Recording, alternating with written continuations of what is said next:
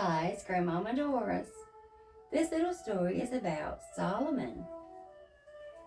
Solomon went to Gibeon to offer a sacrifice there, for that was the great high place. He offered upon the altar 1,000 animals as a burnt offering.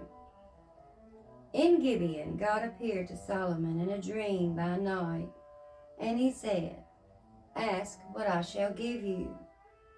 Solomon said, "Thou hast showed to thy servant David, my father, great kindness. Now, Lord, O my God, thou hast made thy servant ruler in the place of David, my father.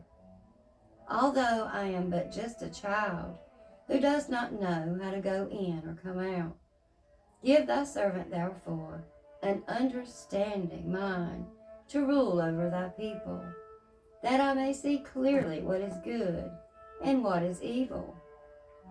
For who is able to rule this thy great people?" God was pleased that Solomon had asked for this, and God said to him, "Because you have asked for this, and have not asked for yourself long life, nor riches, nor for the life of your enemies, but have asked for yourself understanding to see clearly what is just, I have now granted you what you have asked. I have given you a wise and understanding mind. I have also given you what you have not asked, both riches and honor." When Solomon awoke, he found that it was a dream, and he returned to Jerusalem. Once 2 women came to Solomon and stood before him. The one woman said, "O my lord, this woman and I, we live in the same house. While with her in the house, I had a child.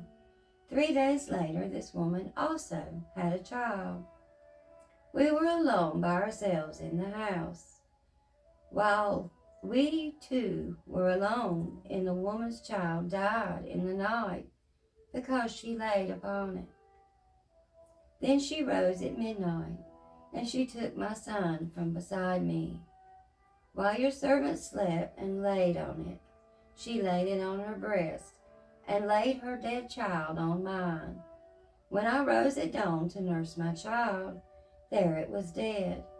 But when I looked at it closely in the morning, I found that it was not my son." The other woman said, "No, the living son is mine, and the dead child is your son." So they quarreled before Solomon. Then Solomon said, "One says, 'The one who is alive is my son, and your son is dead.' But the other says, 'No, your son is dead, and my son is the one that is alive. Bring me a sword.' So they brought a sword to him.